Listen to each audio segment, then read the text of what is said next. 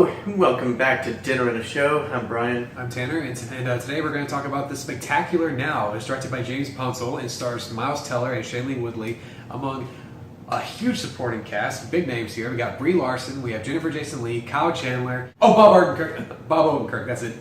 The guy who you said looked like Kiefer Sutherland. Gosh, yeah. I have cake that I got from a piano recital. Well, lucky you. And some veggies to balance it out. What the hell? I got popcorn. Nice, buttery popcorn. Yeah.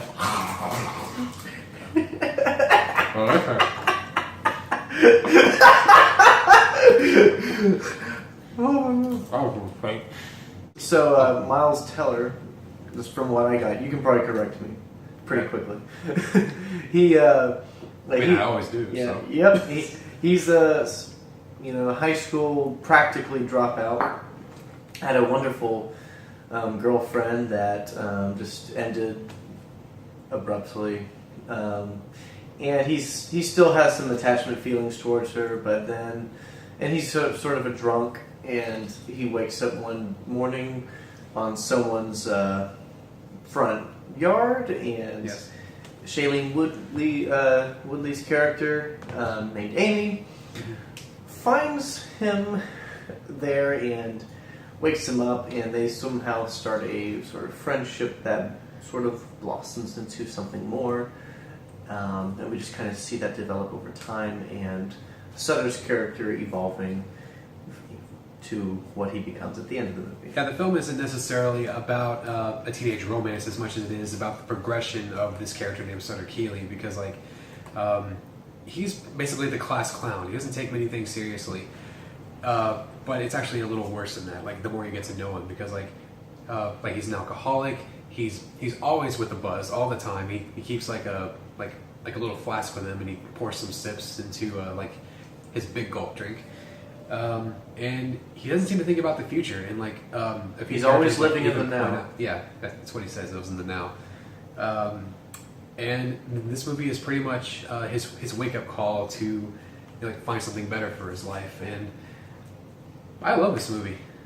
Yeah, I mean, I really liked it too. I mean, I think if I watched it more times, I would definitely give it a better rating. But because it's definitely something that leaves you wanting more. It definitely. Shows the growth of this one character, and it's through a relationship that we see this growth. Sort of like and it's not like a typical cliche teenage romance love story. I mean, for one thing, none of them change that drastically because of this relationship. It's more like the things that happen while they're in this relationship that sort of strengthens them a little bit, because you would expect her to become as bad as him, and or maybe her to try to teach him to be more like her, but things don't really turn out that way. It actually feels more realistic. It feels and that's the thing I love about this movie is that this movie actually is able to keep the camera going for a long period of time and just let these people be people. They say their lines naturally. They feel like people we know. Yeah, Shailene. You get to know them through that, and Shailene did a really good job of just sounding completely natural. Oh, she was fantastic in this movie. She is the sort of wallflower type of girl, like the girl who's not really popular, but not trying so hard to be noticed either, and it's just content with the way she is. She's just the girl who's just sort of there. Mm-hmm. And she's got a very appealing personality, and people just need to get to know her a little more, which is what Sutter gets to do. He gets to know her a little more. He likes her. He genuinely likes her, and she's great. Yeah, She says the word "awesome" a lot, and it doesn't feel forced at all. Yeah, totally. Yeah, she says totally a lot. It was kind of funny that I found myself bouncing around between what character I liked and what character I didn't like. That's right, because you had a lot of difficulty of following the character of Sutter, played by Miles Teller. Oh my gosh. And I will tell you this, the book that this is based on actually portrays him a lot worse. When I found that out, I was like, holy snap. Yeah, I told them how the book ended, because the book's ending and the movie's ending are drastically different. And His reaction when I told him, his jaw dropped. Didn't it? Yeah, it practically dropped because he was already a jerk in this movie. If it wasn't played by a very charismatic actor, he probably wouldn't have wanted to give him attention because Sutter is not. I was about to just. Sutter's not entirely likable, but as the movie goes on, you understand why he acts certain ways. Yeah, I was about to just be like, forget you, Sutter. You need to go follow the pit. I don't know. It's amazing what you can learn when you actually keep watching the movie. I know, right? I know your big thing is likable protagonists, have them be likable, but you have to appreciate what the movie throws at you when it's trying to actually study the character, which I think the movie actually does. It wants us to get to know more about Sutter through his actions, through his past, through his family, his friends, and everyone he comes across, and you just have to find some way to accept this is who he is, and you sort of want him to change. And by the end of the film, it's kept ambiguous whether or not he does. Yeah. And I will say, for the movie's defense, that there was some likability to Sutter's character. Just looking back at just his charm, and he genuinely, I think he says stuff genuinely to people. Yeah, he's not just saying stuff out of his butt. No. He's actually when he compliments Amy, it's yeah, you're absolutely beautiful, or you are totally smart. I believe he means those words, but he does a lot of things that just made me very mad. Leading Amy on towards the beginning of the movie, because Amy's she's never really had a boyfriend before. And so she's very innocent, so her feelings are new, and she really likes Sutter. Sutter's just I just want to help her out. He confides in a friend of his, and he's even he's Amy's best friend was you are going to hurt her. You are not good for her. He's pretty much a people pleaser. He's one of those people who says all these things about people and wants to please everyone, but is not entirely sure when he's going to hurt someone and when he's going to make someone feel happy or something like that. And so other people have to come in and tell him, look, you can't do this. You have to go one way or the other. Havoc, what are you doing?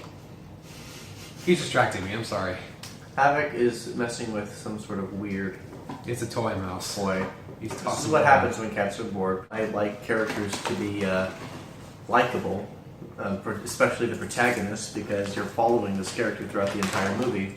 You want to have somebody that you like, that you're going through the movie. And I do like your argument, and I will, looking back on the movie, say that he does have some likable characteristics.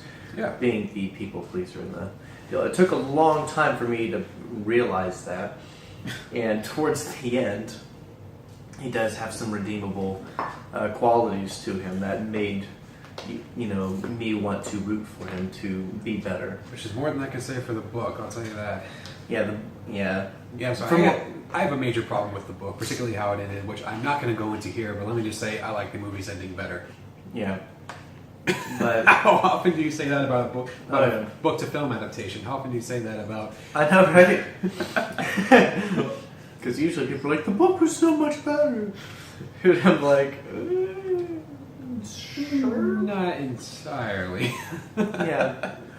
But anyway, it was really cool. I thought the movie had I think it had some abstract qualities to it. I don't know why I was thinking it was very abstract, but there are a few sequences in there, and I think one of them was towards the beginning where I was just this. I wouldn't see this in a.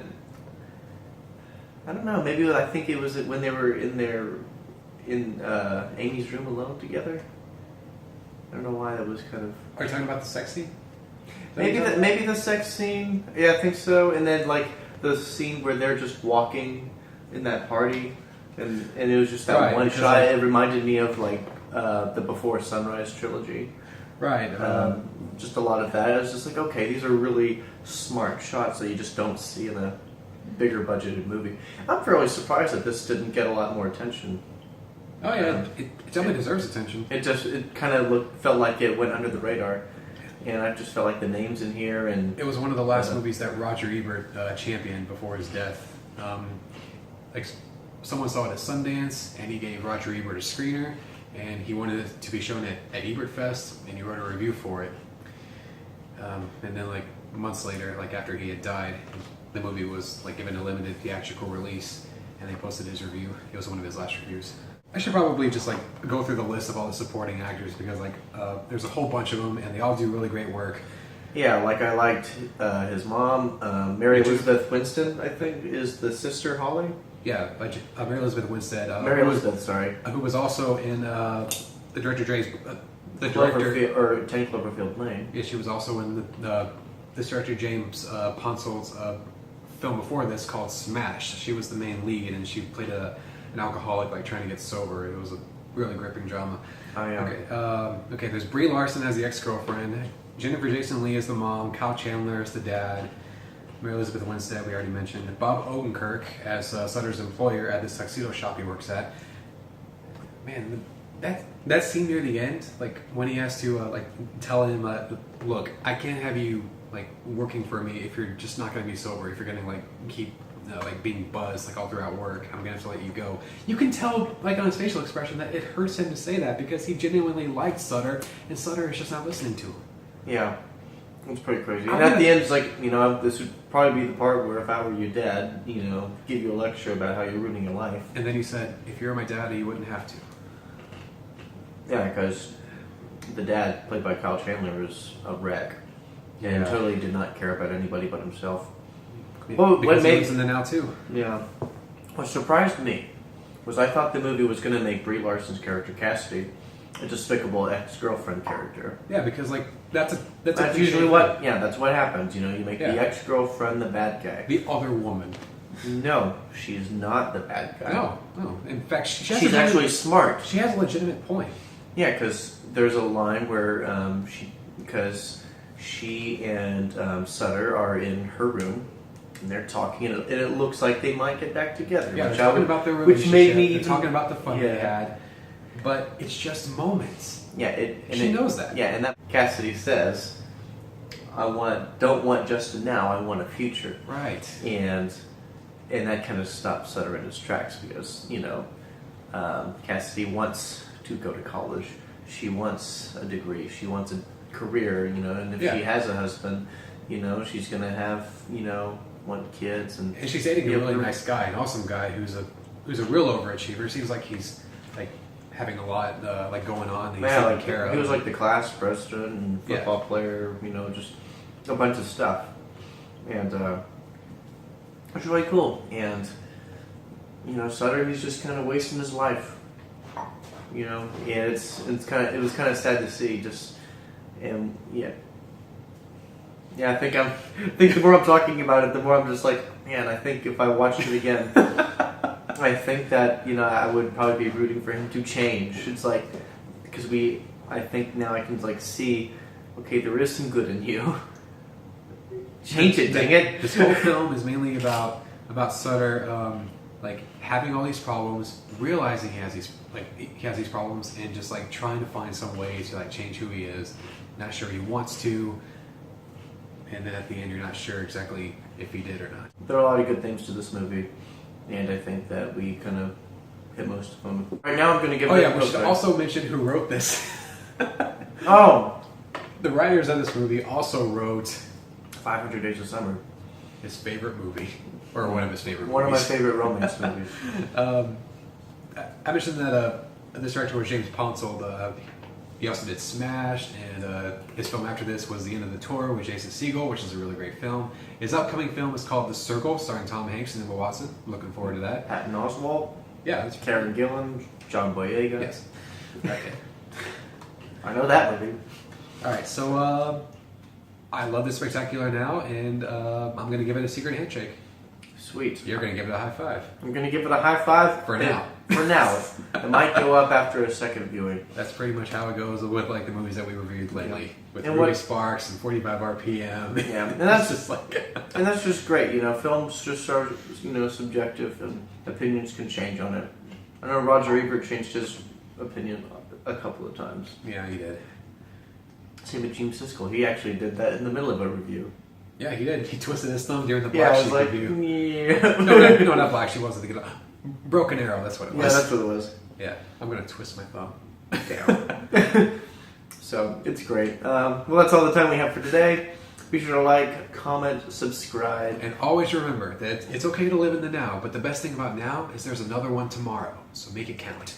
Absolutely. I'm Brian, I'm Tanner. and we'll see you at the movies.